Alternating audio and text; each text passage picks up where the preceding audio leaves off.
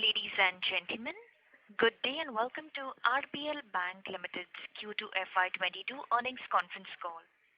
As a reminder, all participant lines will be in the listen-only mode and there will be an opportunity for you to ask questions after the presentation concludes.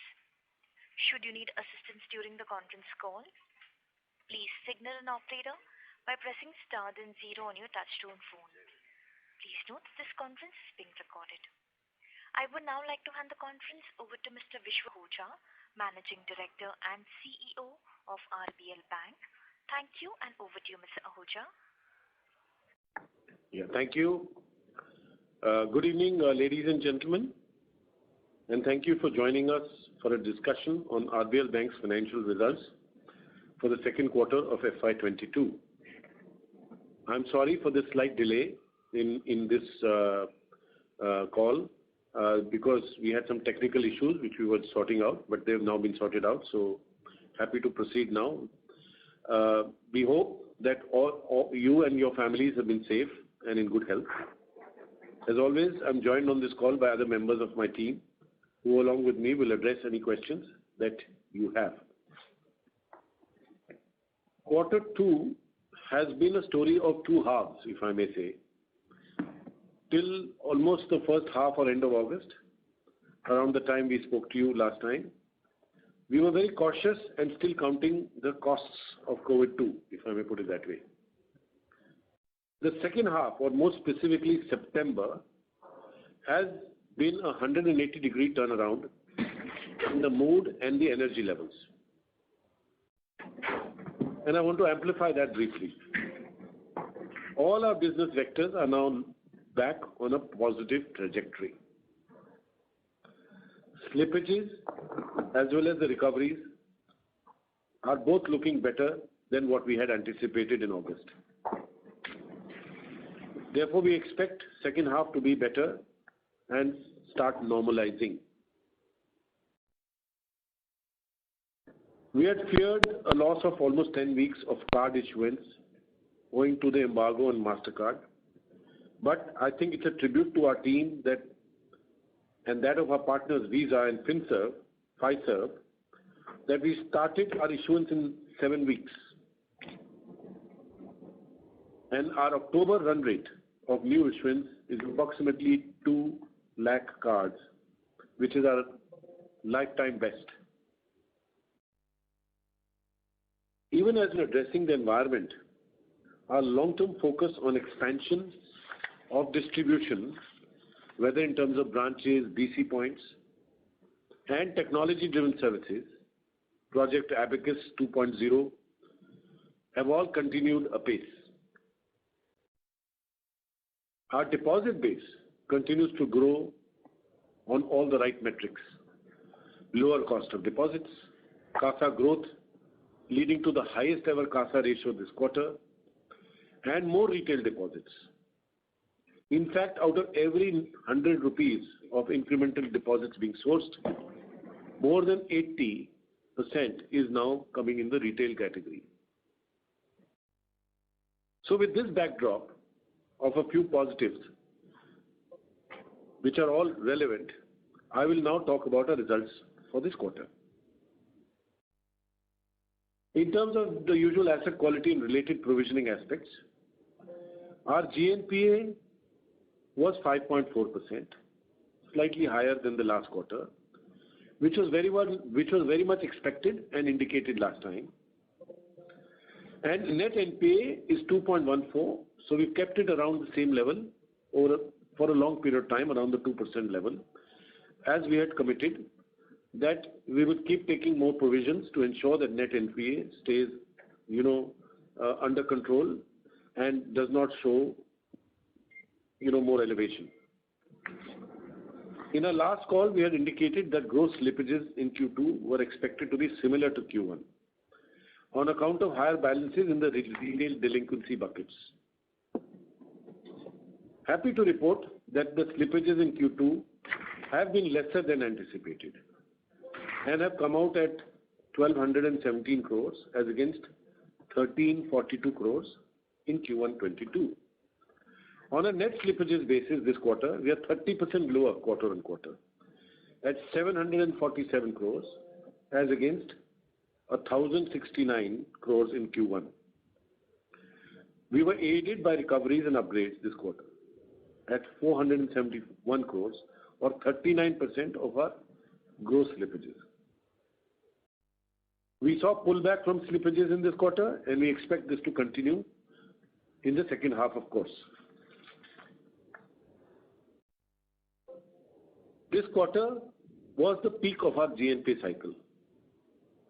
Going forward, in line with our past commentary, we expect gross slippages to be lower, recoveries to continue to be high, and therefore significantly lower NPA position and, of course, net slippages. Of our net slippages of 747 crores in this quarter, the breakdown is on similar patterns as last time. 131 crores came from credit cards, 267 crores came in micro banking, 35 crores came from the rest of retail buckets, and only 14 crores from wholesale. Now we have seen several quarters of the wholesale book, showing very high quality portfolio, hardly any sort of slippage or delinquency. And as we had said last time, it is extremely well positioned for a revival of growth in that area. And we'll talk about that as we go along. Even though that is not reflected in Q2, but it will certainly start, showing up in Q3 onwards. We took total provisions net of recoveries of 652 crores in this quarter. In addition, we continue to hold almost 60% of our COVID provision, which we had taken in the last quarter. PCR is now slightly further improved to 61.66% as against 60.94% last quarter and 52.28% in Q4 21. As previously guided, PCR will steadily keep creeping up and we expect it to be more than 65% by the end of the year. As in the past, we have also given gross and NPA numbers for each of our business segments in our presentation.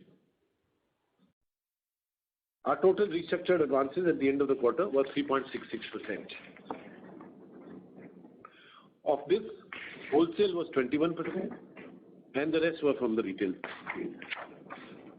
Again, in retail, restructuring was largely driven by secured business loans and micro banking. We have, of course, taken requisite provisioning on the same. In terms of operating performance, our advances were flat sequentially and were down 1% year on year. Again, this was as per what we had previously indicated. Retail advances declined 4% year on year and sequentially, whereas wholesale advances grew 5% year on year and 3% sequentially. In wholesale banking, our activity levels, as I said earlier, have reversed from where we were over the last few quarters, and we are increasingly seeing traction in credit growth.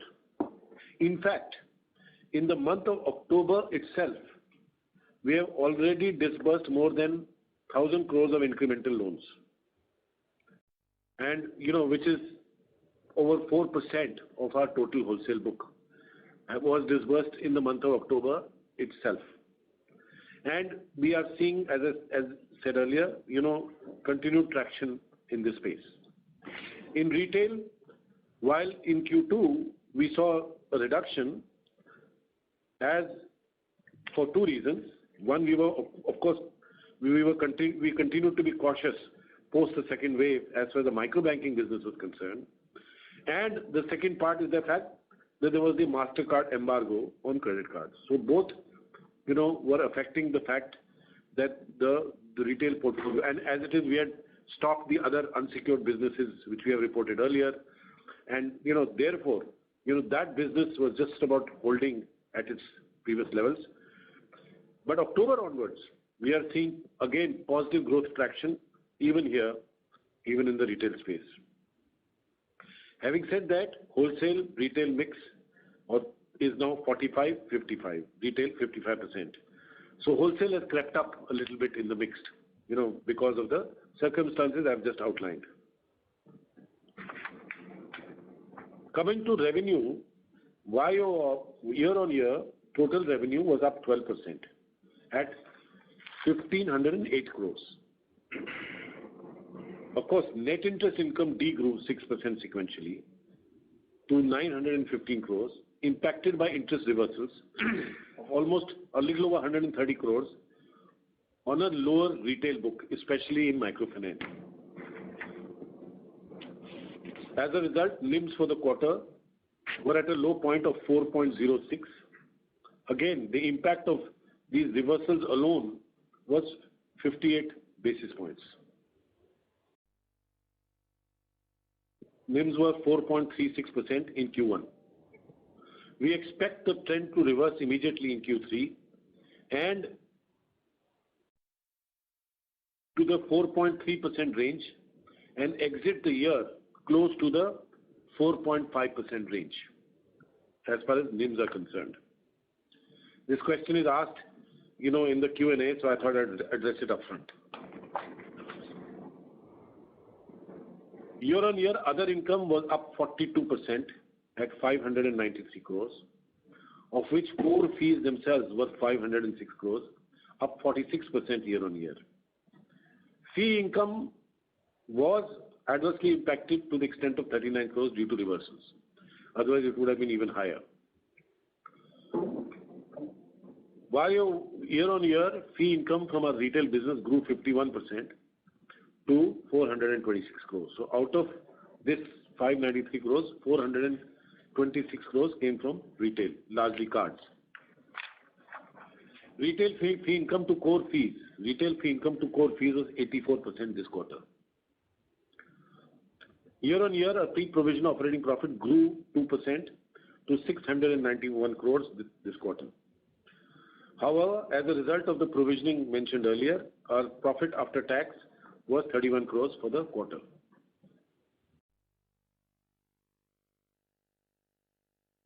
Now let me talk about the deposit franchise, the retail deposit franchise.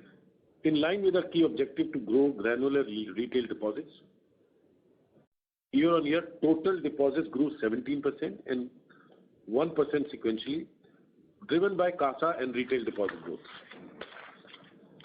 CASA ratio reached an all-time high of 35.4% and has improved 170 basis points sequentially and 426 basis points year on year. CASA deposits grew 33% year on year and 7% sequentially, well above the overall deposit growth. Year on year, share of retail and small business deposits as a proportion of overall deposits increased 717 basis points and 195 basis points sequentially from 39.6% at the end of last quarter to 41.6% at the end of this quarter. Our focus on retail deposits is digital and physical footprint, improved brand recognition, network effect of branches are bearing fruit. The bank is focused on customer acquisition across all channels and products with a view to materially cross-pollinate various products, something which we have spoken in detail in the recent past, particularly the last quarter commentary. Our liquidity levels, of course, continue to be high with average LCR at 155% for the quarter. Our cost of deposits has been decreasing steadily and has come down 17 basis points sequentially to 5.01% in Q2. This has come down almost 92 basis points on a year-on-year basis. I think on the average, the industry has come down about half of that. So we've, in a sense, closed the gap a little bit, quite a bit. We expect to see more reduction over the remainder of the year while sustaining retail acquisition momentum. On capital, our capital adequacy ratio was, as of September 30th, was 16.33%, with a CET1 of 15.54%. While we continue to be well capitalized, this little decline I will have Jaideep explain later. It's for certain technical reasons. And we expect to claw it back. But having said that, while we are well capitalized, we are in the process of raising some Tier 2 capital to further augment our capital position in the very near term. On our distribution-led network, we ended the quarter with 445 branches, an addition of 9 branches in the quarter, and 1,435 BC points, an increase of 13, in the last quarter. We expect to end the year with 500 plus branches and continue to grow each year from here on. I now hand over to Harjeet to talk to you about some details on the retail businesses for this quarter. Thank you, sir, and a very good evening to all. I will outline for you our Q2 FY22 experience and how we are seeing things as we move forward from here. Let me begin by talking on advances and disbursements. As was mentioned earlier, advances declined 4% year-on-year and sequentially. While we did see an increase in advances in cards, home loans and tractor loans, there was a decline in microbanking and business banking segment. Disbursements started again from September onwards across all business segments, and we are seeing good traction and seeing them grow in the third quarter. Now, first to talk about how we are seeing things today. In terms of markets, both urban and rural are not seeing any restrictions on account of lockdowns anymore. Resolution rates in terms of collections are better than pre-COVID levels across all buckets. Collection efficiency has seen a gradual improvement in microfinance. Overall collection efficiency was 83% in June, 88% in July, 89% in August, and about 90% in September. On the non-NPA book, collection efficiencies have improved from 83% in June to around 94% in September and are improving every month. The book we originated in FY21 and which therefore was not subject to any moratorium is running at collection efficiencies of around 98.4%, which therefore gives us the confidence that the delinquencies are now restricted largely to our pre-COVID book. This new book accounts for around 53% of our total microbanking advances, and this proportion should start increasing as the new disbursements pick up. On slippages, as mentioned earlier, the slippages in Q2 saw a 10% reduction over the previous quarter at 1170 crores. Further recoveries and upgrades were much higher, resulting in sharp reduction of around 48% in net slippages, 733 crores in Q2 versus 1104 in Q1. The worst of slippages in credit cards are now behind us, and we should see sharp reduction in slippages from Q3 onwards. We will also see a similar trend in business loans. In microbanking, as indicated, we saw lower gross slippages sequentially in quarter 2, though still higher than normal. As I had said earlier in our last call, collection efficiencies are improving, and we are seeing these customers stabilize in the existing delinquency buckets. As indicated previously, recoveries happen towards the end of the loan tenure, as these customers do not typically catch up on missed EMIs and hence don't get upgraded or normalized. In terms of COVID restructuring, the resolution framework of 2.0 was largely centered around secured business loans and MFI. We did around 890 odd crores in the secured business loans and about 360 odd crores in the MFI segment. Restructuring in credit cards was negligible at just about a crore. So total COVID restructuring 1.0 and 2.0 is around 1700 odd crores, and which is about 3% of the total advances of the bank. If I was to talk about a little bit on the business momentum, in credit cards, we launched the credit card issuance on the Visa platform from 13th of September. This was done in record time and much earlier than what we had earlier anticipated.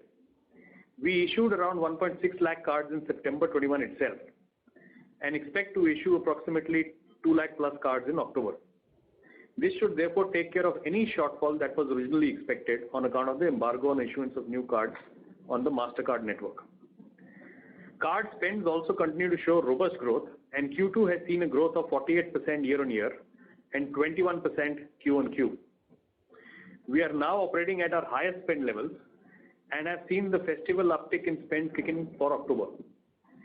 We expect spends in October to be in the 4,100 crore range, an 18% increase over the immediate previous month. In terms of microbanking, we have slowly started scaling up on disbursals in microbanking since the beginning of October.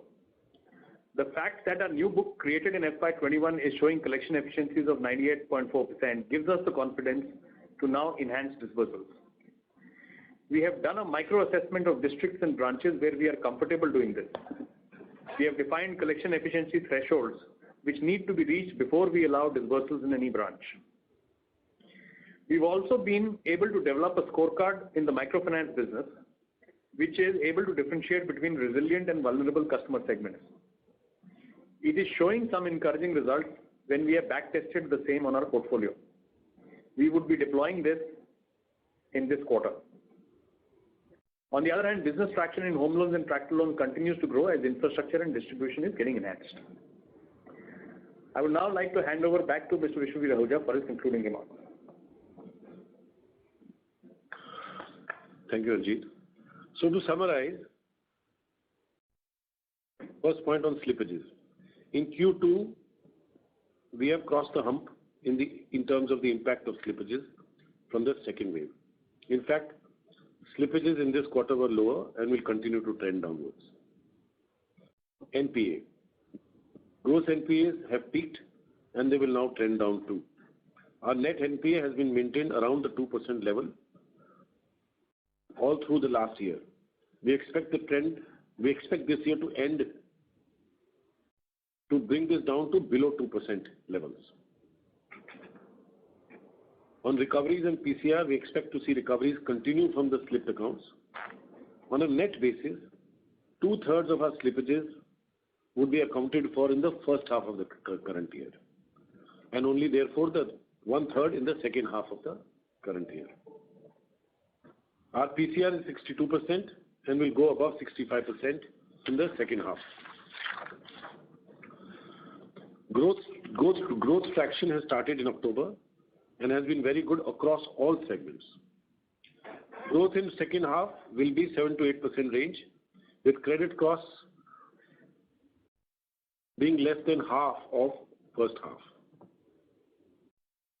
Our own expectation on loan growth is at least mid to high teens growth rate from FY23 onwards, or rather for FY23, with significantly improved profitability metrics.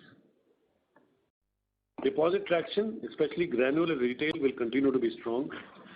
There is some more room for further reduction in cost of funds in second half, further enhancing our competitiveness as an institution on the lending side.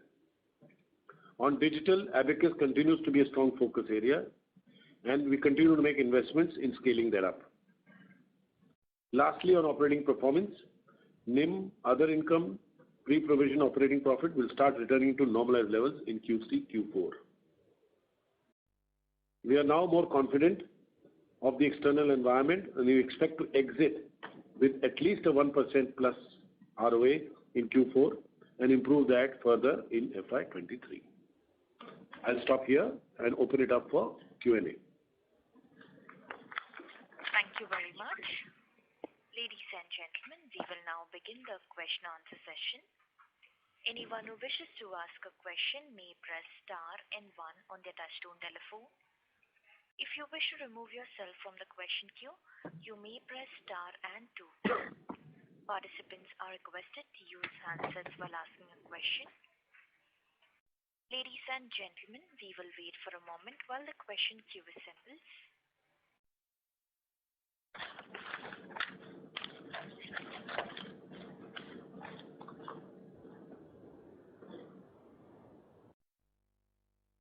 The first question is from the line of Shaswan from Point72. Please go ahead. Hey, sorry, am I audible? Yeah, go ahead, please. Yeah. Thanks so much for the opportunity. Just a couple of questions. First, on the slippages. So understand that we will start to see some decline slippages going forward. Just want to understand, in the medium term, what's our normalized level of slippages? Yeah, I suggested a little earlier that the second half of this fiscal year will be half of what happened in the first half of the year. And if you're asking me a forward question, I would like to suggest that probably the credit cost next year would be half of the credit cost this year. Got it. And is there a guidance for costs for this year? No, I just answered that question. Rest of the year looks like to be around half of the first half. Yeah. So the half of first half is talking about credit costs and slippages, right? Yeah. Oh, got it. Sorry about that. Just on the data keeping questions on the total provision in P&L this quarter is 6.5 billion each, right? Is there a reclassification of recoveries into this line? And if without that reclassification, what's the total provision number? Yes. There is a reclassification as per the Reserve Bank of India guidelines, and we have restated the numbers of the past as well, basis the new classification, where recoveries now from technical write-offs and other write-offs go into the provision line, and that number for this quarter was approximately 67 crores, 670 million. Got it. Thank you so much. And on restructuring, is there any kind of pipeline left, or the 3% book is the peak? No, I think the guidelines essentially allowed the restructuring till September, so there won't be any more restructuring. Got it. Thank you so much. I'll jump back again. Thank you.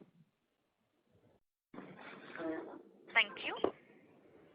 A reminder to the participants, if you wish to ask a question, please press star then 1 on your touchtone telephone. The next question is from the line of Chirag Periwal, individual investor. Please go ahead. Yeah, hi. So just I wanted to understand what would be the ROA, what would you finish in terms of corporate banking? What would be the RO percentage? Will you be able to do 1% over there as well? We don't, at this moment, I don't think we have given or are able to give segmental ROAs. So, I have given you a blended ROA indication for the last quarter of the year, exit last quarter, and also therefore an indication for next year, which will be of course better than that. Okay. And in terms of retail banking, can you provide us the information more about the home loans in the side? How has that grown in terms of secured assets as compared to the unsecured assets? The overall unsecured portfolio of the bank is lower by about 1% compared to the last quarter. Yeah. I mean, in terms of the mix, the unsecured has come down by 1%. And previous quarter also it came down relative to the previous quarter to that. So it is trending in that direction, and it will trend down a little bit more as we go along. But please remember that we have now our micro banking, which is also unsecured, on percentage terms, which used to trend 14-15% in the past, is now going to be under 10% going forward. So there is a significant percentage proportion change there. But that will be, according to us, likely made up by the additional exposure we will take on the card side. So, where we see great opportunity and profitability going forward. And the other unsecured loans which we used to do in the past, which we have stopped, we had indicated last quarter also that part we expect to be replaced by secured lending forward on the newer secured product lines, that we have started, i.e., home loans, tractor loans, and so on and so forth, which are picking up traction steadily, if not rapidly. Okay. Thank you. So yes, moderation of unsecured, yeah, but at the same time, mix changing slightly among the various product categories. Okay. Thanks.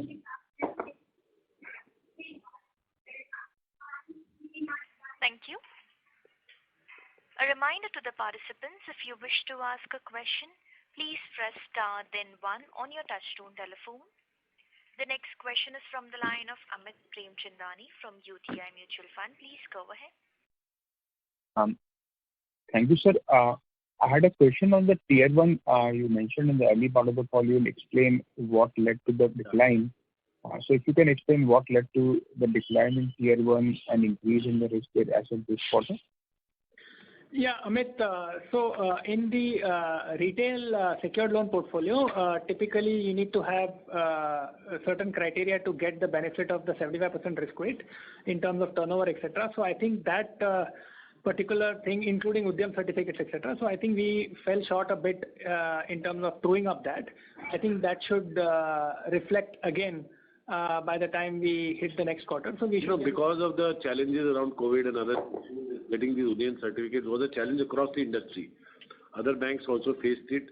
We raised this issue through the IBA also. Now, that being the case, there was a challenge temporarily, but I think we are sorting it out. So we should claw back about 25 to 30 basis points like to like next quarter. Thank you, sir. And another question from my side, the tie-up with Bajaj Finance on the credit card, when is it ending and what are the negotiations going forward? So, I think we can answer that question. Yeah, November. Yeah, the original agreement goes into next month, is valid till end of November, and we expect a satisfactory renewal well within that timeline. Sure. And you will announce it whenever it happens, right? Absolutely, we will. Sure. Thank you, sir. That's it for me. Thank you. A reminder to the participants, if you wish to ask a question, please press star, then 1 on your touchtone telephone. The next question is from the line of Siddharth Jain from Anvil Group. Please go ahead. Yeah, hi, good evening. 2 questions from my end. So, the credit cards, so as I said that we have been issuing record credit cards in the month of October. So how much of these incremental cards are from Bajaj Finance tie-up and the rest from our side? Normally our breakup is about 70-75% Bajaj and the balance non-Bajaj. Okay. All right.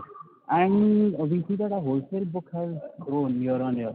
As understood from, other banks as well, a lot of these large corporates are continuously deleveraging. So I would just like to have a flavor of what kind of loans are we giving here? Are these short-term working capital loans and what yields are we kind of generating on these? I think the yield chart is there. It's 17 slide gives you the yield chart, and please take into context the fact that while the deleveraging in the industry is going on, we were also having a focus on granularizing our wholesale, and also we were de-risking the balance sheet on the wholesale side, and you will see over the last 3, 4, 5 quarters how the rating portfolio of our wholesale book has been improving steadily and is literally reached a point where it is, in very, very, very comfortable, satisfactory levels from a quality perspective. I mean, if you see the slippages from wholesale, hardly, I mean, negligible to nothing and so on and so forth for now a fairly long period of time. So this is the time. Last quarter we said that we are going to reposition this business for growth now, and this growth is coming from mid-sized companies and also some from the slightly larger businesses, customers, clients that we have. So, I mean, my point here is that we see opportunity. I think we are more competitive than before than we used to be because our liability, position is far superior in terms of cost competitiveness, etc. And also these relationships we've always had. So it's just that we have decided that we are going to now penetrate deeper and also add much more clients because that granularity aspect is now uppermost in terms of our underwriting standards. So we have new risk filters, concentration guidelines, etc. So within that framework, there is no specific segment. It is across the board in the wholesale side. Okay, got it. Good. Thank you so much. Thank you. Reminder to the participants, if you wish to ask a question, please press star then 1 on your touchtone telephone. The next question is from the line of Mona Khetan from Dolat Capital. Please go ahead. Yeah, hi sir, good evening.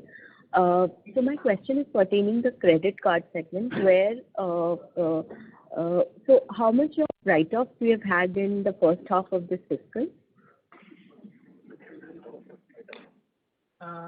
We would have written up about 500, about 600 crores or so. So typically in credit cards, Mona, we provide at 90 days, we provide about 70% and then take full provision by 180 days and write it off automatically. However, as we have said in the past, recovery efforts continue on that portfolio. But the number should have been in the range of 600 crores. Sure. And for the MFI book, you mentioned of net slippages of 264 crore. If I could have the gross slippage and the recovery upgrade, that will help.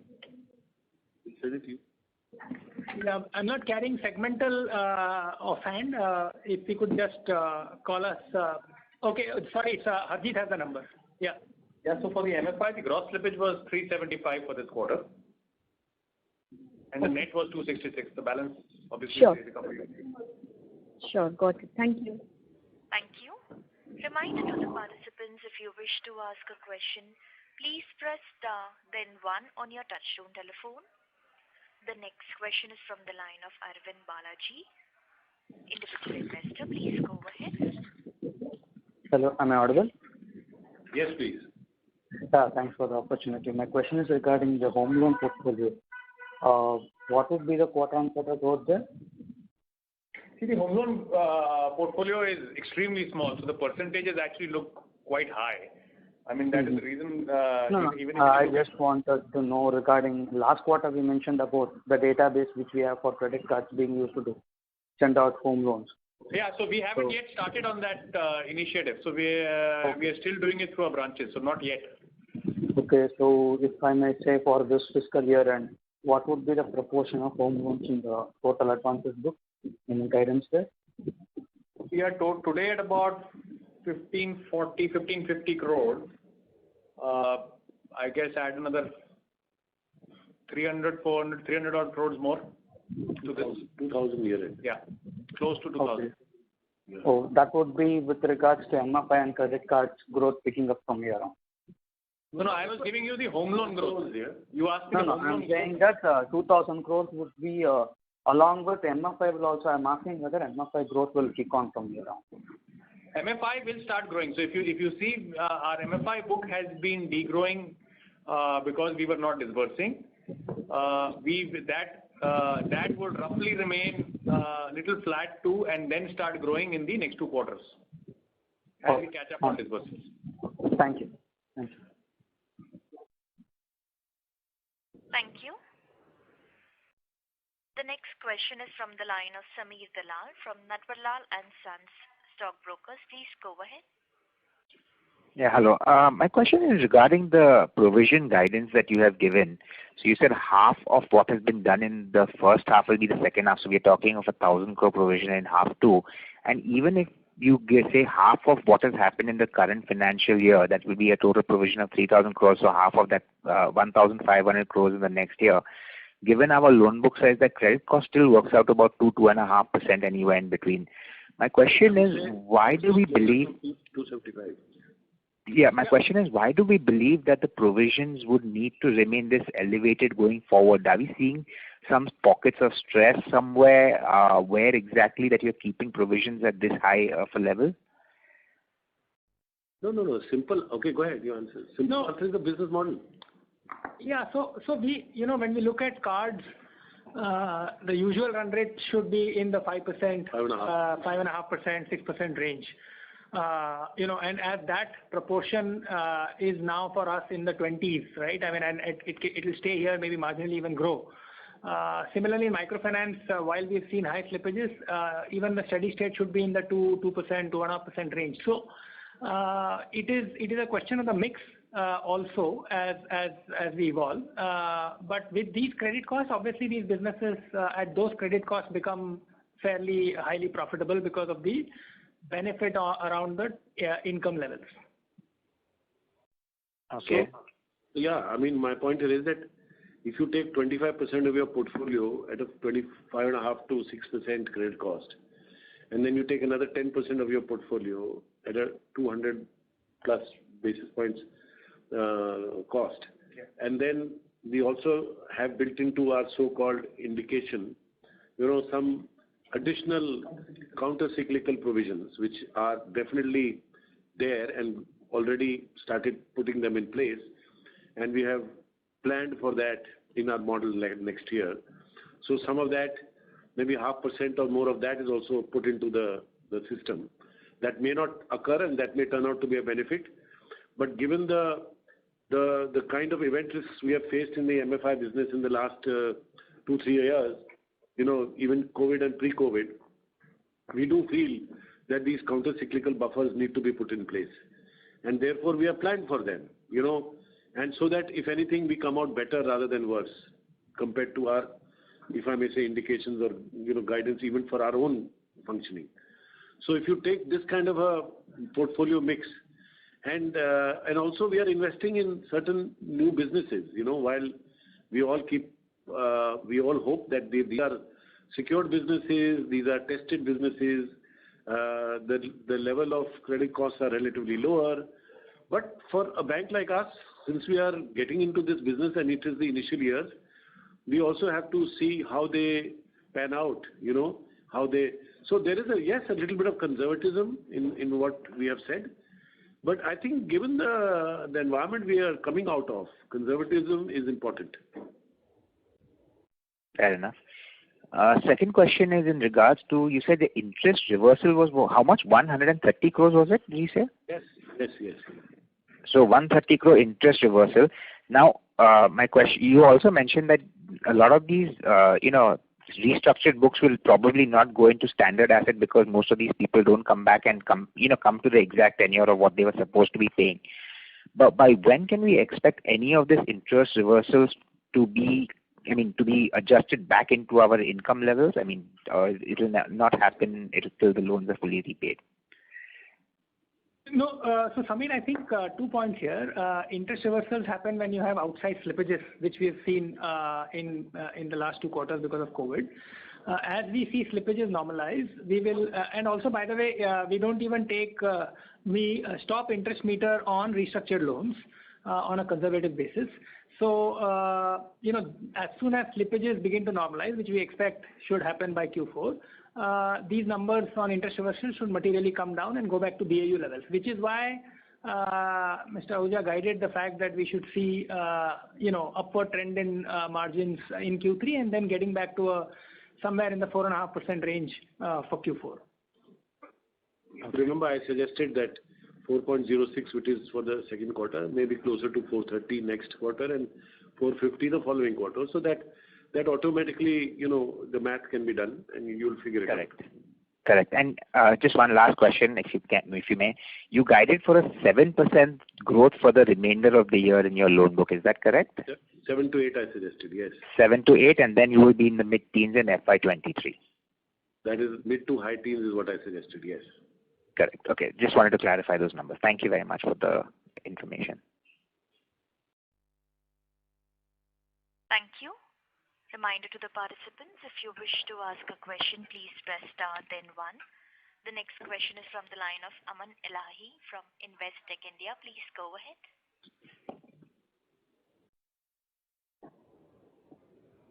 Aman, you may please go ahead with your question.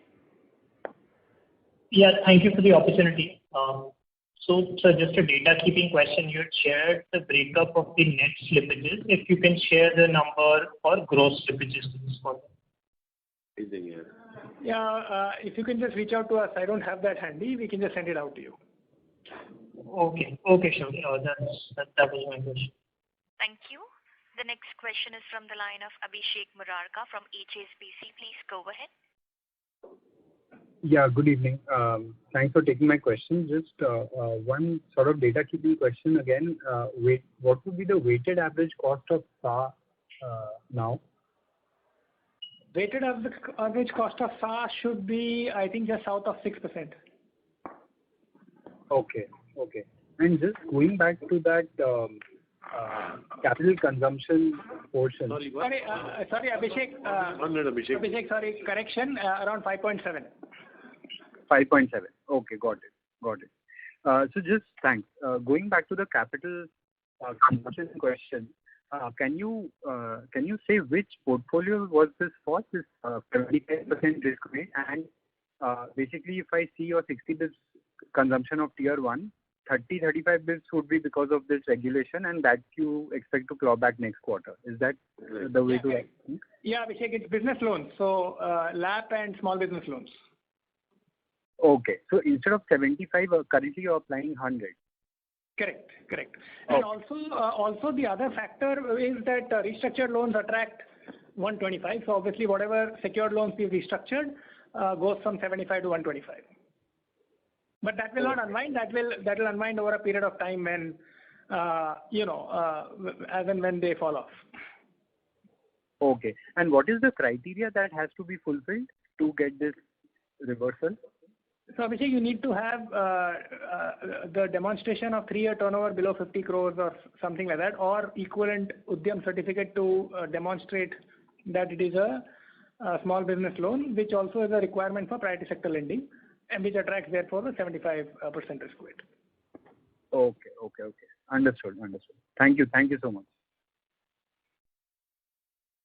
Thank you. The next question is from the line of Himanshu Taluja from Motilal Oswal AMC. Please go ahead.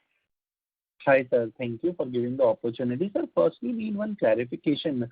You said the restructured book is around 17 billion, and somewhere in the comments you have also mentioned that as a percentage of the loans it's 3.66. If I calculate in terms of 3.66 is around 20 billion. So if you can just... No, that was retail 1700. The total I told you is 2000. That is 3.66, and I also said 21% is wholesale and 79% is retail. So that 79 or 80% is equal to the 1700 number. Okay, sure. And sir, secondly, the credit cost guidance which you have given for the next year, that it will be half of FY22. If you can give some color on your credit cost, what your credit cost you expect in the credit cards and the MFI. यार अभी बताया कि normally in the normalized level of credit cost in the card business is 5.5-6%, 5.5-6%, and for MFI it is little over 2%. Yeah, that is the normalized levels. Now we have been reporting our cost numbers and delinquency numbers throughout in the last 18 months, which are obviously much more elevated than these levels. Now they are normalizing towards these levels. Yeah. So yeah, I mean, this quarter our total credit cost is how much? 89-90 basis points for the quarter? Yeah. Annualized will be 3.5. About close to 4. 3.5. 3.6. 3.6. Annualized. Correct. Yeah. So that's the way it's working, right? At some point, in the midst of COVID, it had touched much higher levels. Sorry, this quarter is 1.18. So 1.18. 1.18. So previous quarter it was 2.55. 2.55, and so on and so forth. It's coming down rapidly, and that's the way to look at it. But normalized levels for the bank as a whole, if you do a weighted average of across the portfolio, comes to around 275 basis points to 280, 290 basis points, in that range for the year as a whole. Okay, sure, sir. Thank you. Thank you. The next question is from the line of Avinash Tanavade from Dalal & Broacha. Please go ahead. First of all, thank you for the opportunity, sir. I just have a few questions about our collection efficiency, excluding microfinance portfolio. What would be that number for the month of September? Bank as a whole or retail? Excluding microfinance, sir. For microfinance? Excluding microfinance. So retail. So if you go to slide 39, you will see the retail loans collection efficiency. Excluding microfinance. Excluding microfinance. Slide 39 has the answer.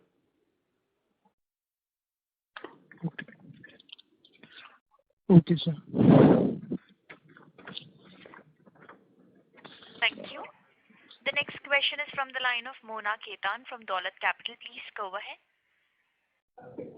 Yeah, hi, sir. On the restructured book, what sort of slippages could one expect over time of the 20 billion book?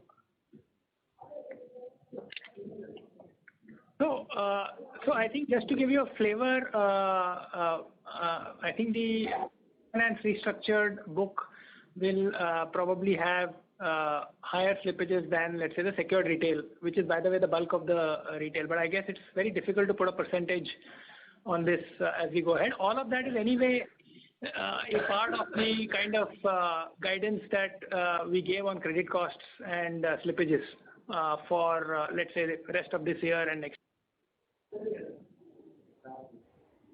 Okay. And of this restructuring, how much is from the MFI book? 363 crores. Thank you. Thank you. Well, ladies and gentlemen, we now conclude the Q&A session. If you have any further questions, please contact RBL Bank Limited via email at ir@rb.com. I repeat, ir@rblbank.com. On behalf of RBL Bank Limited, we thank you for joining us this evening. You may now disconnect your lines. Thank you. Thank you. Thank you.